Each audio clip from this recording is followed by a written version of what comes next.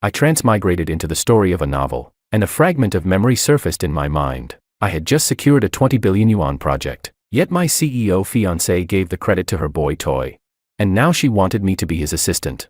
My fiancé said coldly, "What's wrong? You're not willing. Do you even realize that your sour face is upsetting Makoto? I'm telling you, kneel down right now and apologize to Makoto, don't make things difficult for me." I looked around. All the company's executives were watching, gloating, but I stood up slowly, lit a cigarette, and let out a mocking laugh. Difficult? Then don't bother handling it at all. I grabbed the edge of the table with both hands, and flipped it over.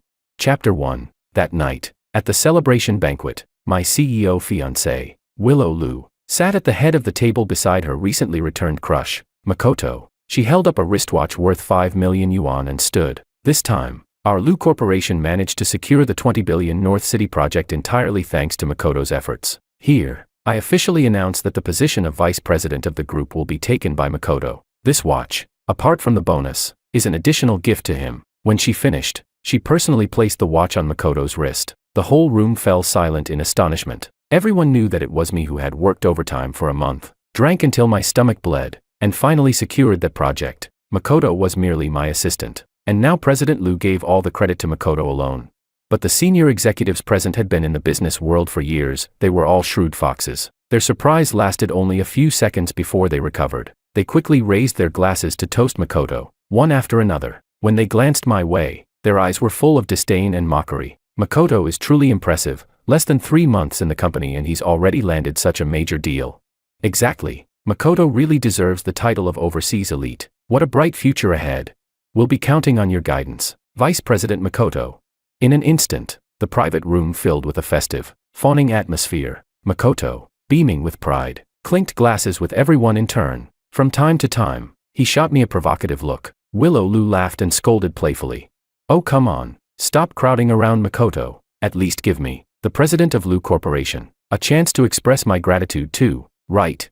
The tenderness in Willow's eyes was obvious, and those old foxes could all see it clearly. They started jeering, saying the two of them should drink a couple's toast to show sincerity. Willow pretended to hesitate, glancing at me secretly a few times. When she saw that I didn't react at all, a flicker of irritation crossed her eyes. Chapter 2. Urged on by the crowd's relentless teasing, the two of them finally drank the couple's toast. Makoto wrapped his arm around Willow's slender waist. Their eyes met, soft, lingering, filled with affection. The room erupted in thunderous applause. Every gaze turned toward me, unconsciously. In each of their eyes flickered disdain and gloating amusement. "George." Willow set down her glass, as if only now remembering that she had a fiancé, me. She curved her lips slightly, speaking in a tone that carried an air of entitlement. "Your business ability may not be as good as Makoto's, but it's still decent. Here's what we'll do. Starting tomorrow, you'll be Makoto's assistant. Work hard and support him properly." Seeing that I still didn't respond, my soon-to-be brother-in-law, Martin, the head of the logistics department, slammed his hand on the table and barked angrily. "George Su, what's with that dead face of yours? Who are you trying to impress? These 3 years you've been amnesiac. If our Lu family hadn't taken you in, you'd probably still be fighting stray dogs for food in some garbage bin. Truly pathetic and unpresentable." Willow's expression darkened further. "What's wrong? You're not willing. From the moment you walked in, you've had that rotten expression. Do you even realize that you're upsetting Makoto by acting like this? I'm telling you now, kneel down immediately and apologize to Makoto." It was only at that moment that I snapped out of the daze from having just transmigrated into this world. So, I'd become the amnesiac male supporting character. The original me wasn't even named George Su, but George Wang.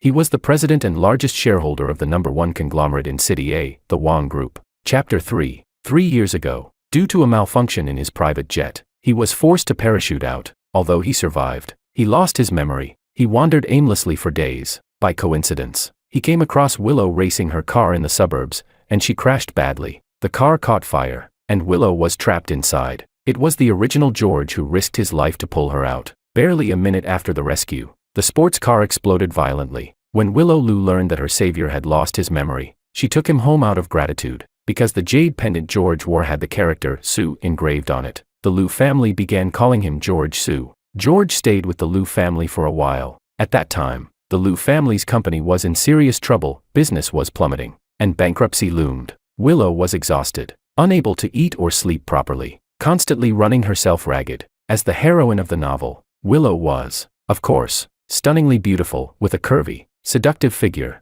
After living under the same roof for some time, George naturally developed feelings for her. Although much of his memory was gone, his keen business instincts and sharp commercial acumen remained intact. Late at night, he secretly revised several of Willow's business proposals. Soon after, the Liu Corporation began to recover from its downfall, and things started to improve. When the Liu family accidentally discovered that George was behind the turnaround, they were overjoyed, thrilled as if they had struck gold. The Liu patriarch, seeking to bind George to the family completely, abandoned all thought of helping him recover his true identity. He used his connections to give George a new identity and wanted him to marry into the Liu family, to serve them as their loyal workhorse for life. Though George was a business prodigy, he was also a complete simp. For the past 3 years, the original George had worked himself to the bone for Willow's approval, utterly devoted to the Liu family. Under his leadership, the Liu Corporation had grown rapidly. From a small, mediocre enterprise, it had risen to become the now prestigious Liu Group of City C. Willow had promised that if George could secure this 20 billion yuan deal, she would promote him to vice president of the group, and the two of them would marry immediately. To achieve that, the original George worked overtime for over a month, drinking with clients until he bled from the stomach, and finally signed the contract. But instead of keeping her word, Willow handed all the credit to her crush, Makoto. All of George's selfless dedication and submissive loyalty over the past 3 years had been repaid with the Liu family's naked betrayal and contempt. No one in the Liu family saw him as worthy. In the novel, this simp version of George still clung to hope for Willow Liu. In the end, when Makoto pretended to be sick, George, manipulated by Willow's emotional PUA, agreed to donate his kidney to save her lover. He died miserably on the operating table. Thinking of this, I was consumed with fury. The original one was a simp, but I'm not. You want to dig out my kidney? Let's see if the Liu family can withstand my wrath. Chapter 4. When Willow saw my face turn ugly, she grew even angrier. George, are you even listening? I'm telling you, kneel down right now and apologize to Makoto. Don't make this difficult for me. I stood up and scanned the room. All the company executives watched with gloating faces. I slowly lit a cigarette and scoffed. Difficult? Then don't bother trying. I grabbed the table with both hands and flipped it over. With a crash, dishes and drinks flew through the air. The scene instantly turned into a mess. Broken porcelain and glass. Soup and wine splashed everywhere. Willow's pristine white suit was stained. Seafood soup drenched her head. Everyone in the room, except for a handful including me, was splattered and looked utterly humiliated. The private room fell into a deathly silence. Everyone was stunned by my crazy outburst.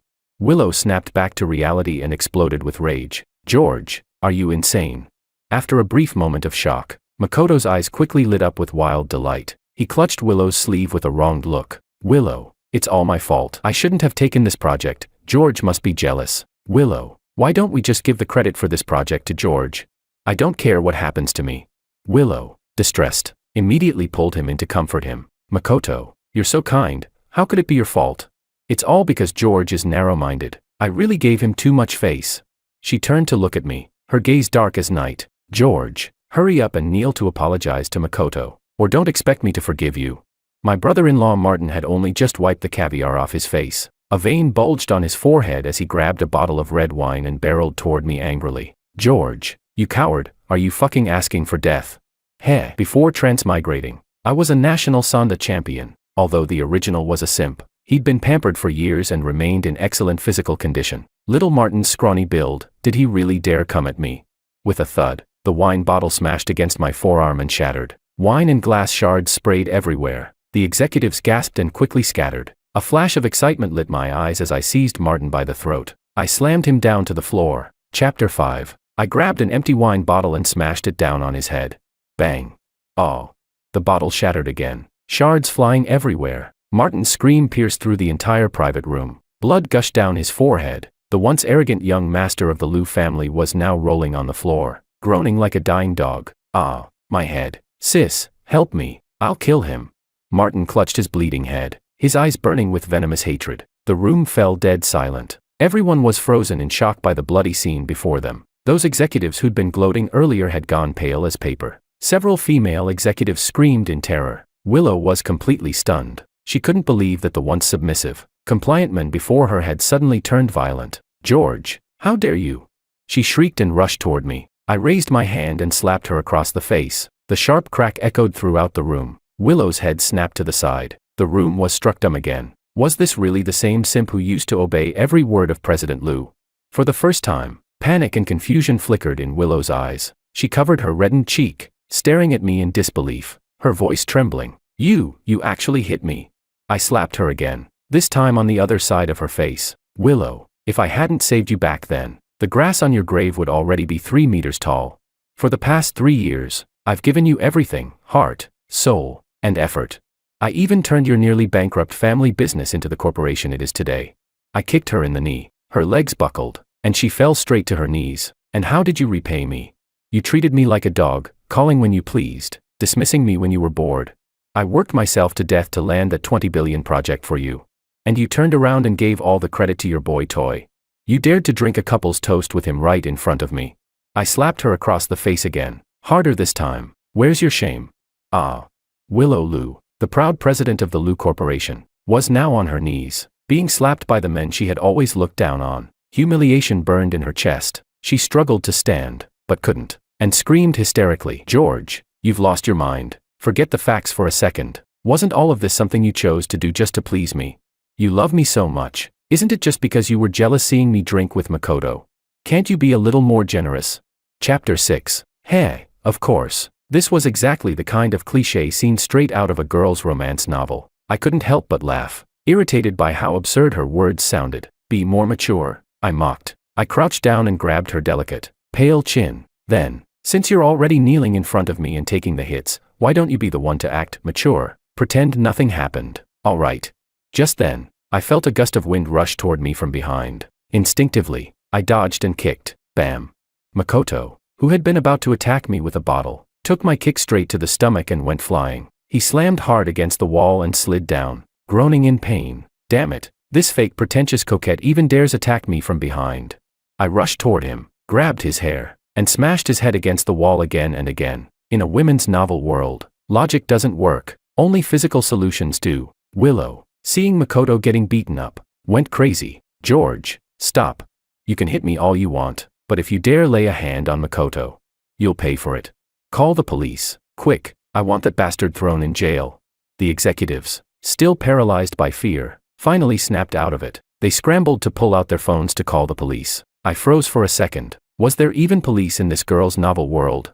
Damn it, I hadn't accounted for that.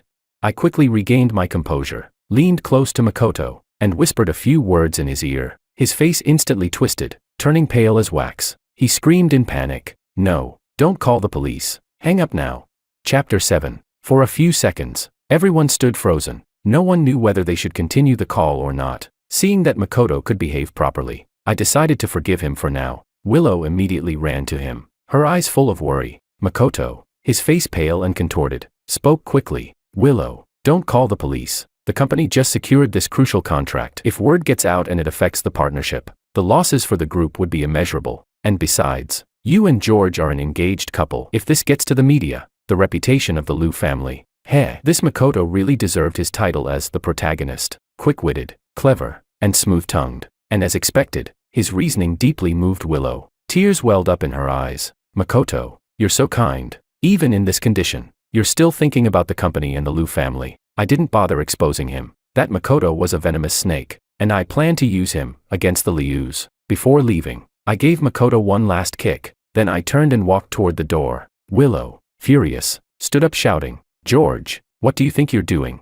If you walk out of this room, don't ever come back. I'm warning you, if you don't kneel right now and apologize to me and Makoto, I'll never forgive you. I tilted my head slightly and gave her a mocking look. Oh, really? Then it's over. Willow, unless you kneel now and beg me, maybe I'll consider it. Willow exploded with rage, clenching her fists so tightly her knuckles cracked. I no longer felt like dealing with her powerless fury. I strode out of the hall with firm steps. No one dared stop me. The crowd backed away a few steps, their eyes filled with fear. George, you bastard, Willow shouted behind me. You're nothing but a dog of the Liu family. Do you really think you can survive without us?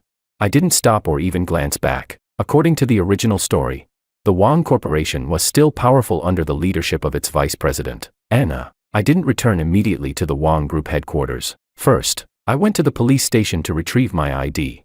Then to the bank to reactivate my card. Seeing that long string of zeros in my account filled me with a sense of security, I took the first flight to a small island in the South Pacific. After all, having just regained my fortune, the first thing to do was to relax a little. Chapter 8. I lay back on the beach chair, gazing at the turquoise sea and the endless blue sky, sipping a glass of rich red wine, watching the beach full of bikinis, and feeling two stunning young models massaging my legs. Now this was the ultimate pleasure of the rich.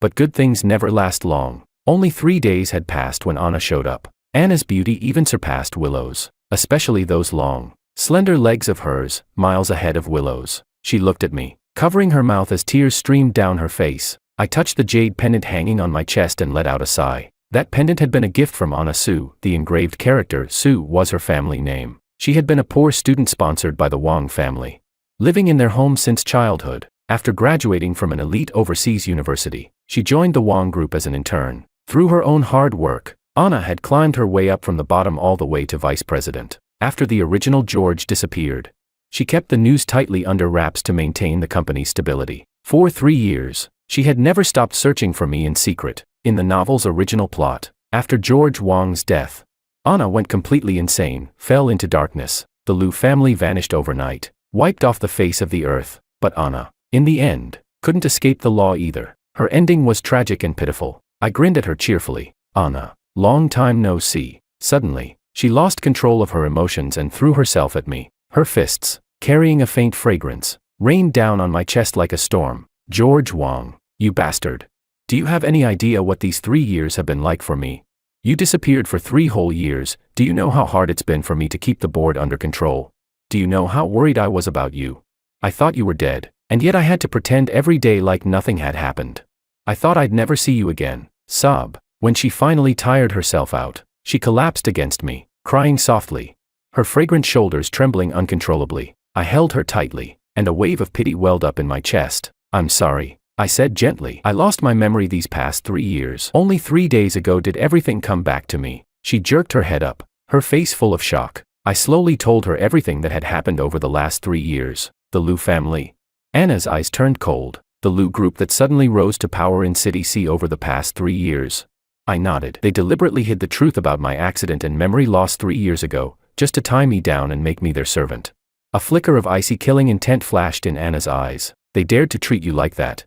Don't rush to act, I said, patting her hand reassuringly. I have my own plan. The Liu family will pay for what they've done. Chapter 9. The next day, Anna and I flew back to Cydia together. I convened a board meeting immediately. The shareholders who had been celebrating my presumed death were now ashen with shock. They glanced at one another. Then, forcing their courage, some of them stood up to challenge me. They accused me of being absent for 3 years and claimed it was an extremely irresponsible act toward the group. They even arrogantly demanded that I resign to take responsibility. These fake people in this ridiculous world still needed physical measures to be subdued. I grabbed the ringleader by the throat and squeezed hard. With one hand I lifted him off his feet. I didn't let go until he was nearly about to faint. He dropped to his knees, his face flushed crimson, clutching his neck with both hands. He hacked and coughed, his eyes full of terror. He didn't dare open his mouth again. With a loud thunk, I drove a dagger deep into the office desk, narrowing my eyes as I scanned the room. Who the hell else has an objection? Step forward now. The other shareholders were cowed by my ruthless display. One by one they met my gaze and involuntarily bowed their heads. Seeing these troublemakers become obedient and restrained, Anna couldn't help but cast me a look of admiration. These past 3 years they had tormented her countless times. Many times after meetings she had snuck away to wipe her tears. Who would have thought that on the very first day of my return I would crush them so utterly that they couldn't lift their heads? I then issued my first strategic order. The Wang group would immediately advance into City C. Of course it wasn't only to deal with the Liu family. City C isn't far from City A and has only recently begun to develop these past few years. It's a golden opportunity to seize market share. And since I knew the major forces and plans in City C inside and out, it would be like adding wings to a tiger. Chapter 10. A month later, Anna and I were riding in the company's presidential car. On our way to City C, Willow's calls kept coming in one after another. I rejected every single one of them. Then came her voice messages. George, I'm giving you 1 hour, get over here right now. You've made enough of a scene. What the hell do you want? If you come back now and apologize to Makoto, I can pretend nothing ever happened. Otherwise, don't even think about me forgiving you. I cursed under my breath, called her an idiot, then rolled down the car window and threw the phone out. My old number had already been reinstated. The identity of George Su was no longer needed. Anna held onto my arm and spoke softly. George, I've already had people look into what's going on inside the Lu Group. That fool Makoto is a total amateur, he doesn't understand anything. Since he became vice president, he's lost several major projects. In just over a month, the Lu Group's performance has already started dropping sharply. Makoto blames everyone else for the problems and spends every day raging in the company, firing several of the truly competent people. At this rate, we won't even have to do anything, the Lu Group will destroy itself soon enough. The chaos in the Lu Group didn't surprise me in the slightest. Willow, that hopeless love-brained woman, handed control of the company to a con artist. It would be a miracle if the company didn't collapse. Anna continued. Willow's only trying to reach you now because she's really desperate. Her eyes, bright as starlight, locked onto mine. George, don't tell me you still have feelings for her. I pinched her soft cheeks and gave them a playful tug. What are you thinking? Silly girl. Ow, that hurts. Anna pouted and slapped my hand away. Though a sweet smile spread across her face, I just got a little worried. That's all. You did spend 3 years with her. Thinking of the original George's 3 years of simping made my face burn with embarrassment. Nonsense. My brain must have been broken back then. All right. Don't bring that up ever again. Anna covered her mouth and giggled. I leaned in and planted a kiss on her flawless cheek. Besides, my Anna's prettier than she is, and you've got a better body too, with you by my side. How could I ever look at another woman? Anna's delicate face instantly flushed red. She nestled into my chest, too shy to lift her head. After a long silence, she whispered, George, yeah. Promise me, you'll never leave me again. Okay. I touched her soft, tear-streaked face and found she was crying again. Holding her tightly, I spoke a single word with all my strength. Okay. Chapter 11. Just as Anna and I checked into the Delian Grand Hotel in City C, we unexpectedly ran into Willow, who was there hosting a dinner for business partners. She suddenly called out to me from behind, her voice trembling with suppressed anger. George, stop right there. I told Anna to go ahead and take the elevator first. Then I turned around and looked at Willow with a cold, detached expression. Willow glared at me, her whole body shaking with rage. Just moments ago, she had seen me behaving intimately with a woman. She hadn't seen the woman's face clearly. But that figure, hotter than her own, was enough to ignite the fury she'd been holding back. George, you bastard, you don't answer my calls, you ignore my messages. And now you're walking into a hotel with another woman. Do you have any shame? Tell me right now, who is that woman? Have you been staying with that fox spirit these past few days? Watching her lose control like that, I couldn't help but curl my lips into a smirk. Miss Lu, I said coolly, have you forgotten that there's nothing between us anymore? Then, as if suddenly remembering something, I changed my tone. Even if there were something between us, why is it that only you're allowed to have an old flame? But I'm not.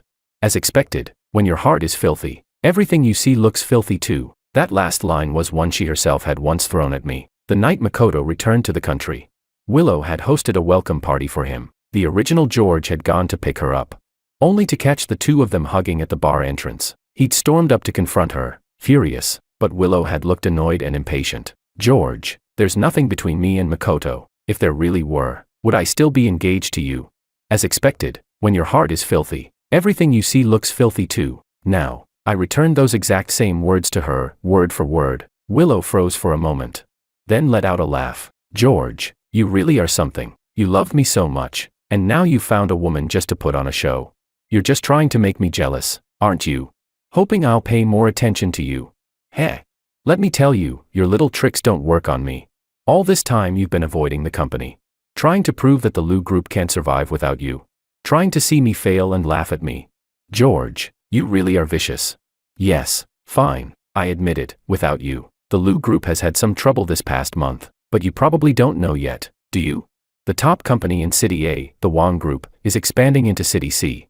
As long as our Lu Group secures a contract with the Wang Group, we'll rise straight to the top. If you apologize to Makoto right now and obediently come back to work as his assistant, it's still not too late. Otherwise, the Lu Group will soon be far beyond your reach. And when that day comes, even if you kneel and beg me, I won't give you so much as a single glance. Just then, her phone started ringing loudly. I could tell right away, it was the custom ringtone she'd set for Makoto. She answered it, and her expression instantly changed. What, your kidneys hurt?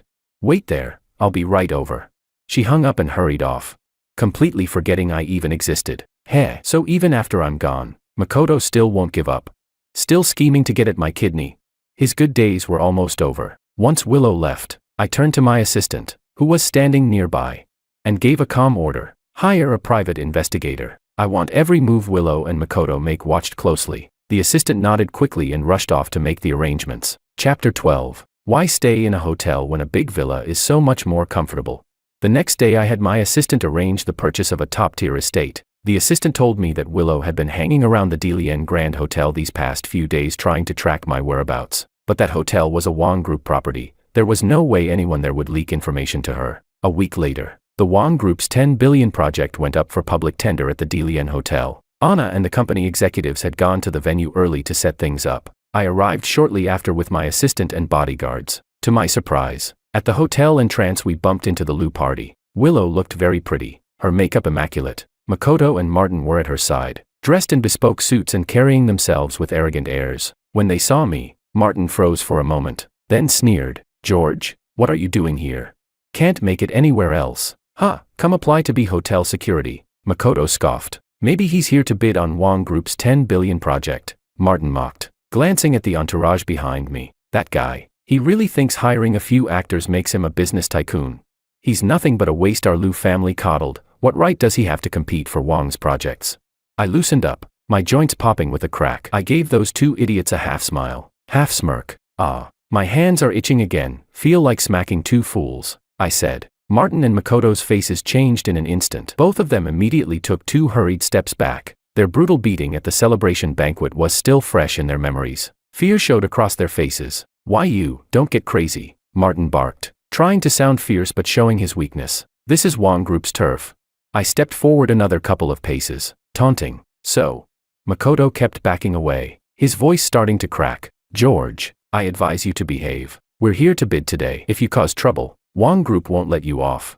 I feinted a strike. The two of them panicked and darted into the hotel, then ran quite a distance before looking back at me, afraid I might pursue them in a frenzy. The other Lu executives, seeing this, kept their distance as well. Chapter 13. Willow's expression turned complicated when she saw the scene. She quickly caught up to me. "George, stop making a scene. You've been jealous for so long, there should be a limit. I'm giving you one last chance. Makoto's kidney is failing. As long as you agree to donate one of yours to him, I'll agree to marry you." I slapped her hard across the face. "Willow, do you think I'm an idiot? You want me to donate a kidney to Makoto, and I'm supposed to be grateful for it, even marry you afterward? With trash like you really think I'd ever want you? Pa, you're not worth a damn thing." Without another glance, I strode past her into the building. Willow clutched her face, shouting furiously behind me, "George, you bastard.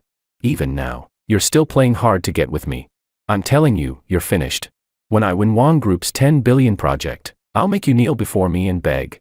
Chapter 14. The bidding conference was packed to the brim. All of City C's business elites were waiting in eager anticipation. After all, the Wong Group, the #1 conglomerate in City A, was far beyond their reach. Up to now, it had always been Vice President Anna who represented the company in public. But this time, rumors had spread that the mysterious largest shareholder of Wong Group, the company's president, George Wong himself, would make a public appearance. The news had caused quite a stir. The Lu Group's executives sat in the audience looking full of confidence. In recent years, their company had risen rapidly. Many of their operations overlapped with the Wong Group's. Across all of City C, the Lu Group was considered the most likely candidate to win the bid. Many attendees cast them admiring glances. Then I entered, flanked by the senior executives of the Wong Group. Vice President Anna, like a gentle wife, stood half a step behind me at my side. We didn't have many people with us, but the aura we carried, it was overwhelming. Like an army of 10,000, the crowd froze in shock, then erupted into an uproar.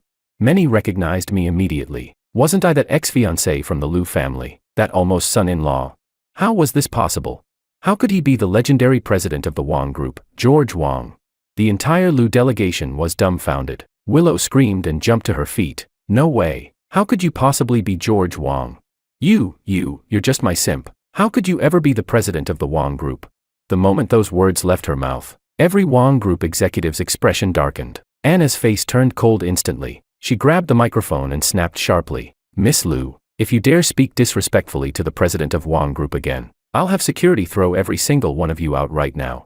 The other executives glared at the Lu delegation with open hostility. The threat was clear. Willow was completely cowed by Anna's authority, her face turning pale, then flushed, then pale again. Only now did she finally understand. She had never imagined that before I lost my memory, I had been a business titan, the president of the Wong Group, George Wong. Makoto and Martin sat frozen. Dumbstruck, their minds blank, the rest of the Lu team exchanged horrified looks, their faces all equally grim. Chapter 15. The bidding results came out, no surprise. The Lu group didn't win. Willow instantly exploded. She shot to her feet, glaring at me, and shouted, "George, this isn't fair. You're just taking personal revenge." "Fine, I admit it, I was wrong. I shouldn't have treated you that way. But are you really going to just stand there and watch the Lu group collapse?" I looked at the Lu delegation with open mockery. My cold, emotionless voice echoed across the entire hall. "Heh, and what if I am taking personal revenge? What if I do want to watch your Lu family crumble back into the dirt, so what?" The whole audience erupted again. Arrogant. Utterly arrogant. But George Wang had the right to be arrogant. Now, everyone in the room looked at the Lu team with gloating amusement. The Lu executives were furious but didn't dare say a word. Seeing their unwilling faces, I snatched up their proposal and threw it to the floor like garbage. "Willow, this is the Lu group's so-called bid proposal. All the data in here is copied straight off the internet, the content's bland and unoriginal. You really thought this trash could win the bid? Keep dreaming. What a joke." Willow picked up the fallen document and flipped through it. Back then, I had always been the one writing the company's proposals. Willow had only ever been a half-trained amateur, she'd never noticed the flaws before. Now that I'd pointed it out, the truth hit her like a slap. Her face turned pale, her fingers gripping the papers so tightly they turned white. She glared at Makoto, teeth clenched. "Makoto, this is the proposal you wrote? This is what you called foolproof?" Makoto, feeling the weight of everyone's eyes on him, flushed scarlet. He stammered, unable to speak. I didn't bother watching their dogfight. With a wave of my hand, I ordered security to throw them out. Willow's sobbing voice echoed behind her as she was dragged away. "George, I know I was wrong. You can't do this to me." Chapter 16. In the days that followed, the Lu group's downfall became unstoppable. Their performance plummeted like a cliff collapse. Stock after stock hit the limit down. The company was now facing the risk of being delisted entirely. This crisis was far worse than the one 3 years ago. Those who had once rushed to curry favor with me, the Wang group, were now mercilessly kicking the Lu family while they were down. Without the slightest hesitation, Willow was losing her mind, completely clueless about what to do. Old Master Lu was so enraged that he ended up hospitalized. Willow had been chasing me everywhere. She'd blocked my path at the Wang Group's City C branch for half a month.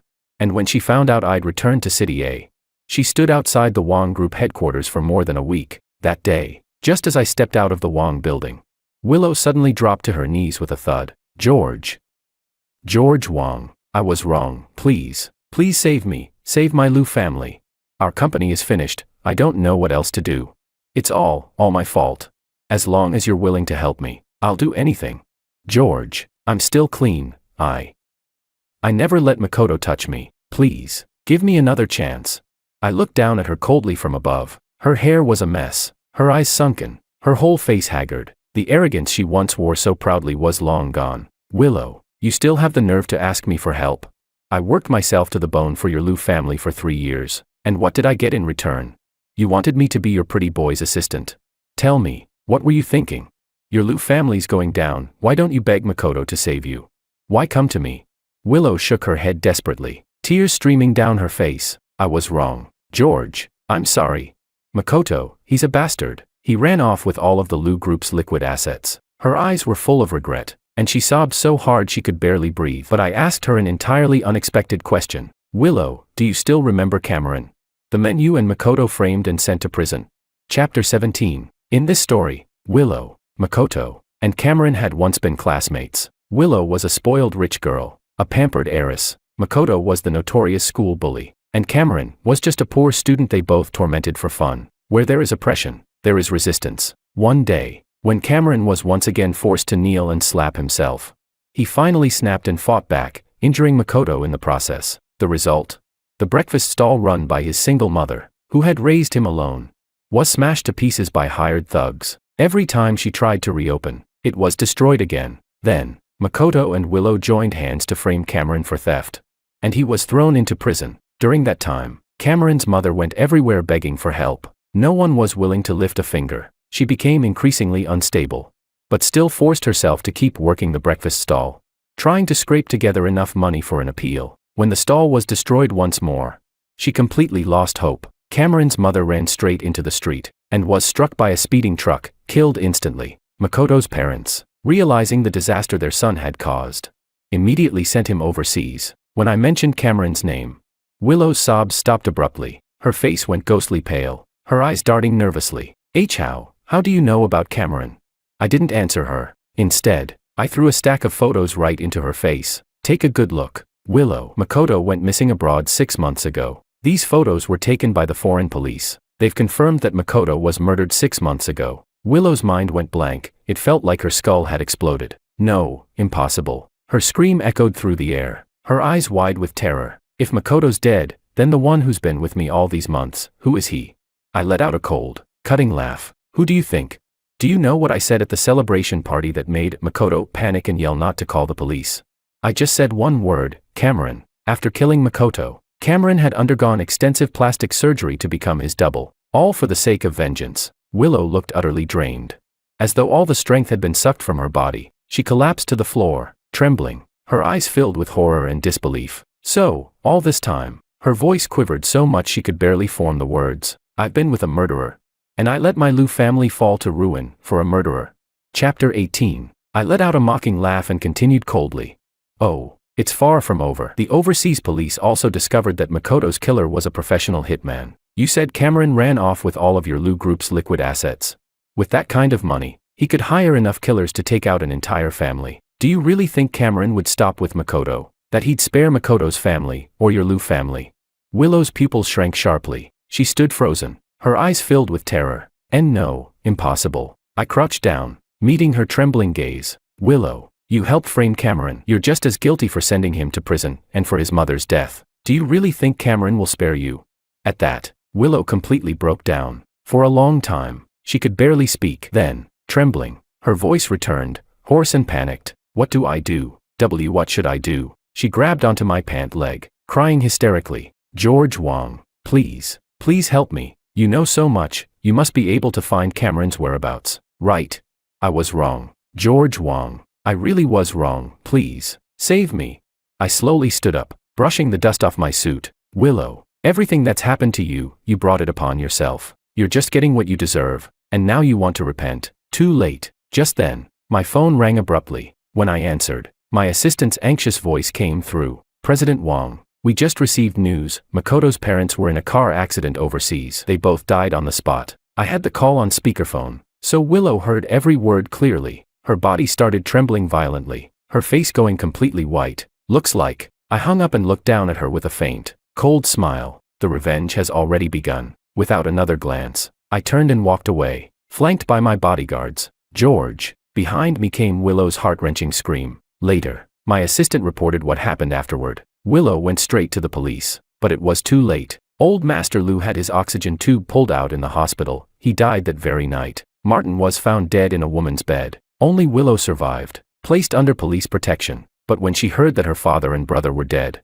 she snapped completely, lost her mind. In the end, she had to be sent to a psychiatric hospital. As for Cameron, he didn't escape either. He was captured while trying to flee the country, caught red-handed at the border. When I heard the news, I was lying on a beach with Anna in my arms. On vacation, Anna noticed my eyes drifting toward the countless bikinis on the sand. She pinched my waist hard, glaring. Don't look. If you have to look, look at me. They're not prettier than I am. I looked down at the beauty in my arms and gave her a playful smack on her firm backside. How am I supposed to look when you're dressed so conservatively? Her cheeks flushed red as she whispered shyly. I bought a new one, some lingerie. There's not much fabric. I'll wear it tonight, just for you. Damn. The girl had finally learned how to tease. How could I possibly resist that kind of temptation?